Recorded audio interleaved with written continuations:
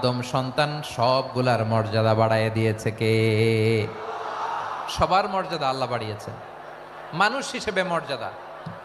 বিশ্বনবী ইসলাম ইহুদির লাশ দেখে দাঁড়িয়ে গেলেন। কাল্লাস। আমার যশোরের ভাইয়েরা আওয়াজ করে বলুন কাল্লাস।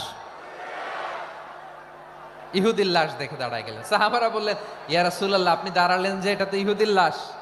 বিশ্বনবী বললেন, আওয়ালাইসাত নাফসান, এটা কি মানুষ নয়? এটা হোক ইহুদি হোক খ্রিস্টান, এটা তো মানুষ। আমি মানুষ দেখে দাঁড়িয়েছি। আই স্যালিউট দ্য হিউম্যানিটি, আমি মানবতাকে সম্মান করেছি। পড়েন সুবহানাল্লাহ। তাহলে এই জমিনে মানুষের মর্যাদা বেশি, হোক আস্তিক হোক নাস্তিক হোক মুমিন কিংবা কাফের। আদমের সন্তান হলে মানুষ হলেই তার মর্যাদা বাড়িয়েছে কে? আমার কলিজার টুকরা যশোরের ভাইয়েরা, মানুষের মর্যাদা আল্লাহ এত বাড়িয়েছেন, মানুষ জীবিত থাকলেও যেমনি মর্যাদাবান, মরে গেলেও মর্যাদাবান। সুবহানাল্লাহ পড়েন।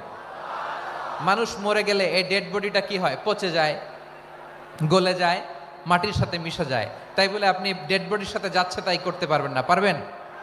কেউ যদি অন্যায় করে তাকে যদি আপনি শাস্তির আওতায় আনেন, যা মনে চায় করতে পারবেন না। তারা আগুন দিয়ে পোড়াতে পারবেন না, নাক কাটতে পারবেন না, কান কাটতে পারবেন না, অঙ্গ বিকৃতি করতে পারবেন না।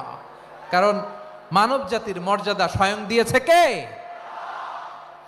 ডেড বডি পচে যাবে, গলে যাবে।